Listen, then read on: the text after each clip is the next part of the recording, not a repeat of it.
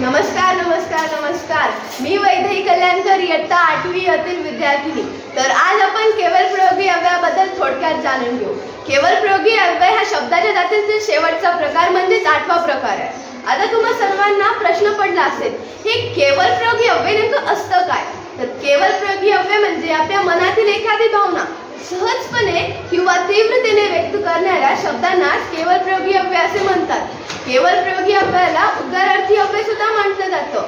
याची उदाहरणे आहेत: पहिला, बापरे केवढा मोठा हा साप. दुसरा, अरे रे बिचाऱ्याचे किती नुकसान झाले. पहिल्या वाक्यातील बापरे या शब्दाने आश्चर्याची भावना व्यक्त केली.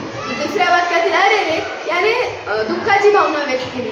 दुःख, आनंद, भीती, आश्चर्य अशा इत्यादी भावना व्यक्त करणाऱ्या शब्दांना ते केवलप्रयोगी अव्यय म्हणतात.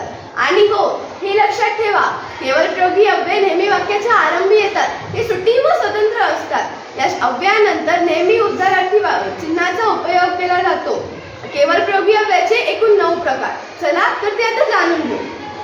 हर्षदर्शक, ओहो, वाह वाह वाह, आहा हा.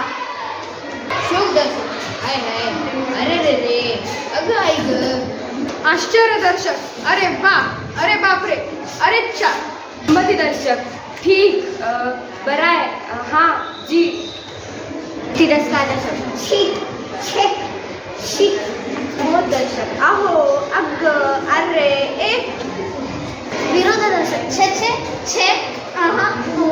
प्रशंसादर्शक, शाबाश, सुंदर, ठीक आहे. मौनदर्शक, गप्प, चुप, चिप, चा. तर विद्यार्थी मित्रांनो, ही होती केवलप्रयोगी अव्ययाची विविध भावना व्यक्त करणारे उदाहरण.